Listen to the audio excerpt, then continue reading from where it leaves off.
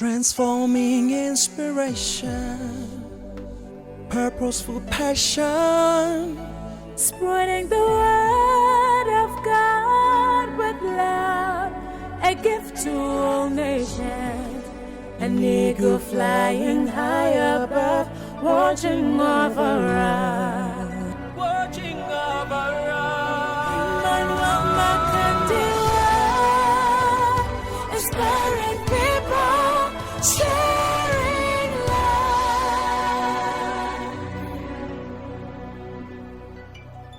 Your life is a garden full of beauty, pleasure, excitement, peace, and it will remain a garden only if you know how to drive out the Adams in your life. Your heart is your garden. That's where God plants everything. Every seed that God gives to you, He places it here. This is your garden. So there is an Adam who should not remain here after he has committed a sin. So identify the people that have caused pain. You find them, you forgive them, but don't trust them again.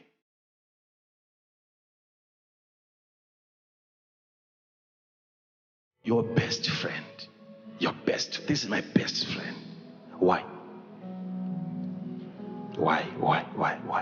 Let's look at your best friends. If I look at your best friend, then I will know why you are the way you are.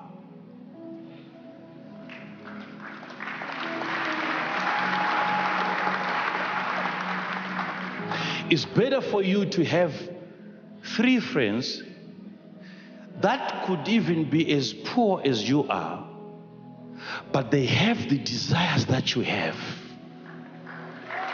the willingness that you have, the passion that you have. And when you meet and you interact, you are speaking from the same level of desire. All of you want things to become well. You tell each other, brothers and sisters, we are here today, but we believe there is a better life. We can improve. We can become better. Things can change. Those are people that you need to also mark and keep.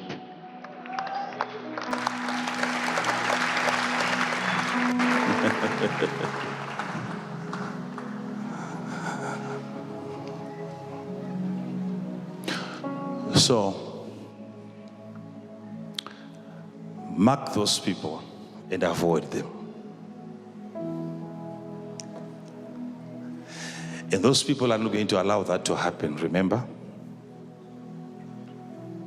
There is no Jonah that is going to volunteer to jump out of your boat. Jonahs, they will never volunteer. You have to throw them out. They will never.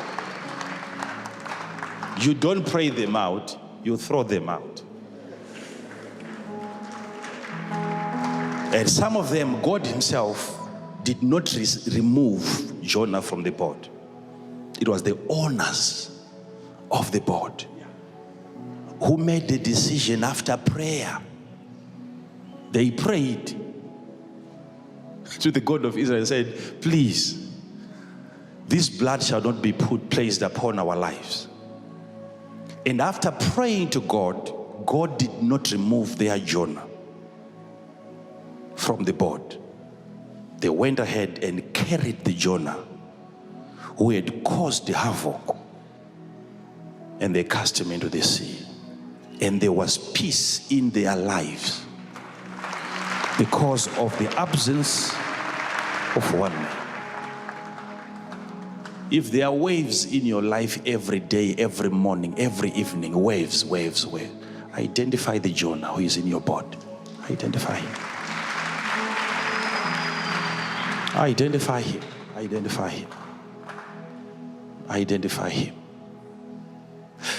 Now you have to be very careful now where we are getting to now. There are also people that when you lose them, and then you all of a sudden, you don't feel peace. Be very careful now. When you lose a person and you think you have done something good, and then all of a sudden you have no peace, then you have to revisit your decision. Because when you leave a person who is not important, why do you always have to think about him, talk about him? It could be a very wrong decision. When you lose people that are not important, you have to feel at peace. There has to be peace. When a Jonah leaves your boat, you have to feel peace. Look for peace. Very important.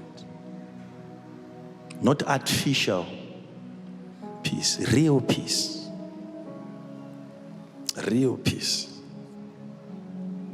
Not artificial, because there's artificial peace that I know the devil creates. Artificial peace. Artificial peace that the devil creates. That's why Jesus said, there's a peace that I give, which the world does not give. There is an artificial peace that the devil can give to you to confirm a wrong decision, and you think it is a right decision. Find good relationships that you protect, that you fight for, that you keep this year. That this person, no matter what comes, I don't want to lose this one. You keep the people that are very important in your life. Keep them. Keep your husband, keep your wife, keep your children. Very important people. Learn to do that. Do you think you are going to wake up in the morning and just feel like, today I feel like just loving my husband? No, you learn. You learn to do that. You learn to do that. You learn to do that. Because people that you keep in your life, they will continuously give you reasons. Like myself, I've had people working in this ministry, and on a daily basis, they give me reasons to fire them. Every day. They make a commitment before evening. Every day. They always give me reasons why I should fire them. Everything they do, everything they say, they are giving me new reasons why I should fire them. But I've learned to do well.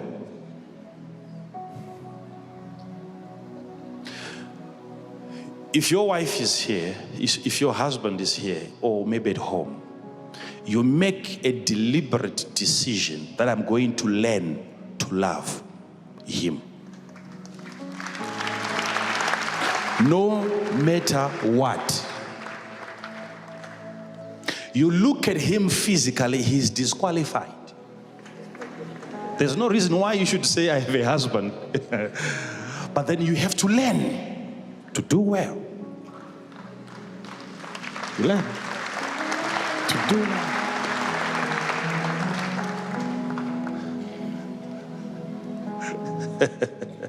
Am I talking to somebody?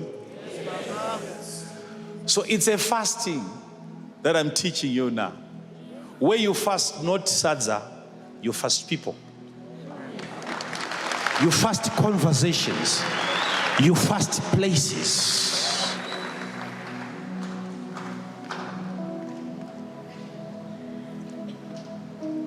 A lower life is a life that you need to fast.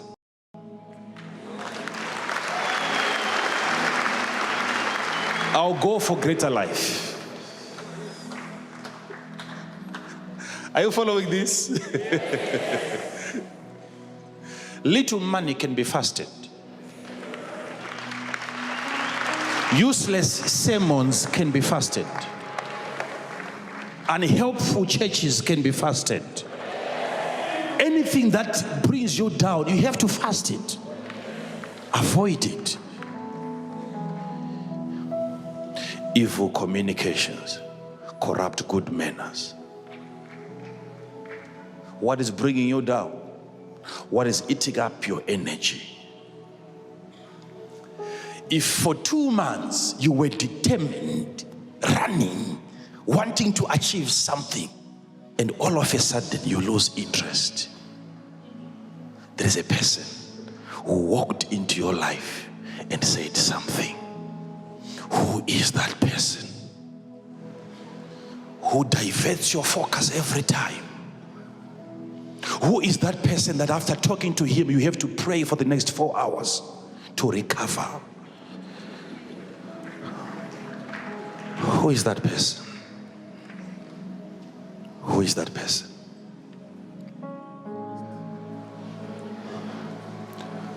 For the past 2 weeks, I spoke to about 7 people that were very close to me over the phone. I said, this year I'm going to lose you. I'm not going to be talking to you if you don't change. I've seen a lot of things that you can conquer, but you're not conquering them. You're too lazy. I don't see any improvements. So 2017, I'm not going to be talking to you. If you call me, I'm not going to pick your phone because I'm not seeing changes. I want you to improve. If I'm going to be with you again this year, you have to improve. Because there's always room for improvement around you, but you're not willing to improve. So 7 people, I spoke to them. I said, already I have found your replacements in my life. Change the way you talk. Some of them is because they would easily be offended. You have people like that in your life. Every day you are apologizing and saying, I'm sorry, I'm sorry, I'm sorry. Very fragile. You don't need to. And the reason why you keep on sinning against those people is because you have kept them in your life. If they stay far away, then there's no even room for you to sin against them anymore. Too fragile. They are not getting used to you. They are not maturing at all.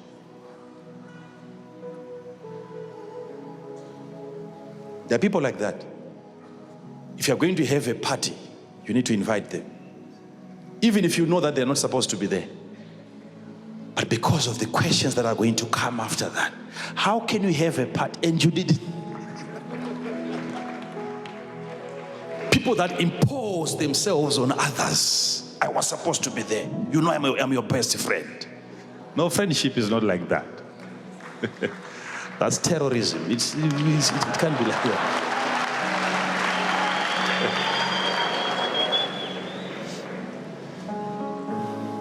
You have to be a friend that I call when I feel like calling. You need friends that even if you miss their call, they will not complain.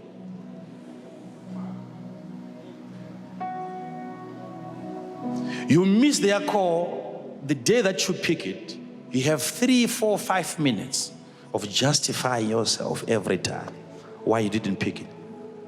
I didn't see it. I didn't see your call.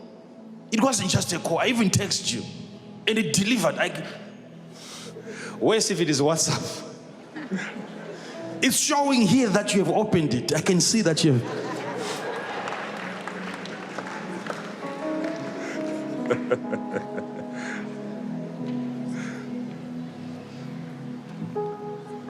Personally, I need somebody close to me that even if I call and you are doing something more important, don't pick my call. It's not a problem. Return it when you have free time. That's a relationship that I prefer. I prefer that one.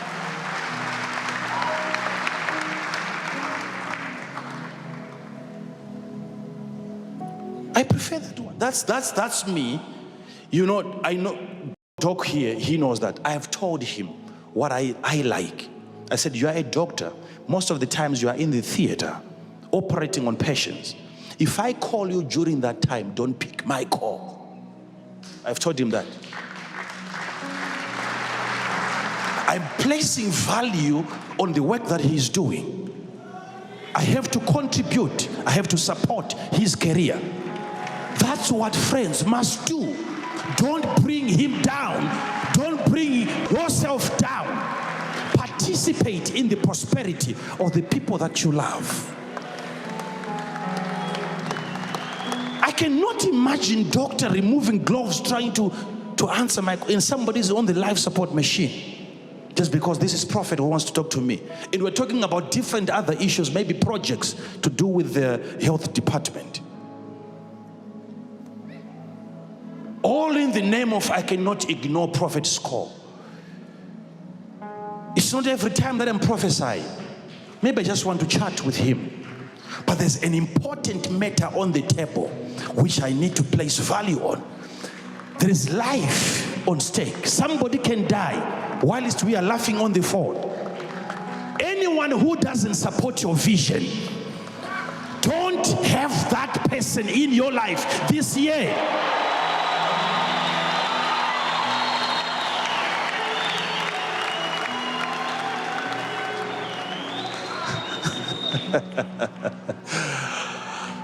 Oh my God. You need a friend who tells you if you're fighting in your marriage, you need a friend who comes to you and he tells you, I think you are wrong.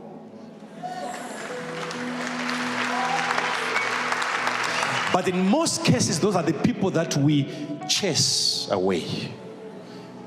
You want somebody who always supports you no matter how wrong you are. Those are not good people. You have somebody who calls you and he says, on this matter, you know I'm your friend. But on this one, you're a suspect. I don't trust you. I don't trust you. I don't trust you. If you want to prosper in life, the best way to go is loneliness.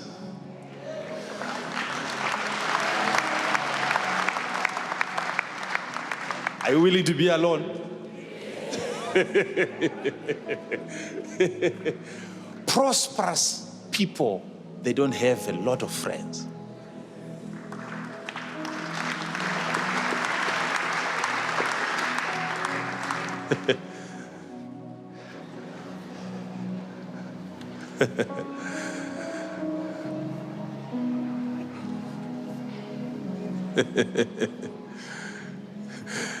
You're about to lose somebody.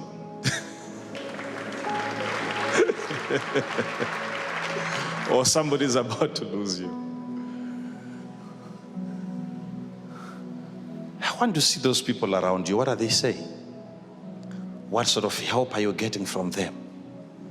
And yet you are so determined. You don't want to lose them. Why? Find helpful people. People that can encourage you.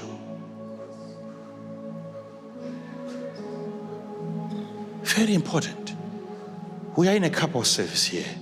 If I call you and you are having a nice time with your wife, don't pick my phone. Don't pick my phone. It's not a test. I don't test people around that area. I know I will never win. Because I know it's a very sensitive moment and that wife of yours will not want to see me again. Don't pick my phone. That's a relationship that is very important.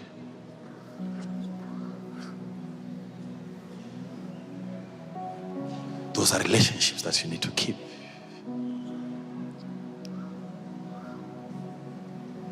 Hello? Hello? Hello?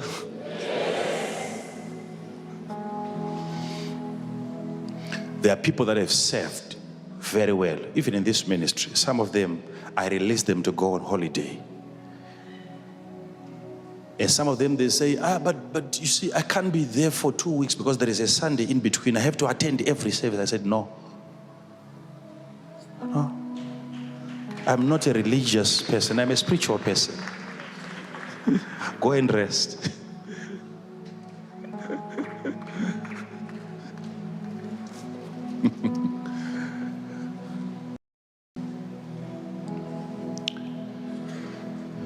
Are the people around you making life easier for you? Or they are making it difficult? Huh? Are you making life easier for other people, or you're making it difficult? Is there somebody out there crying every day because of what you said, and you can't even remember it was you who said that? You can't remember because you have said a whole lot of things and you can't even remember what you said yesterday. If that person is going to recover, he has to mark you and avoid you. Very important. Fasting people, fasting associations, fasting communications. Who are those people in your group, in your company, in your circle? There is always somebody there who wants to control everybody.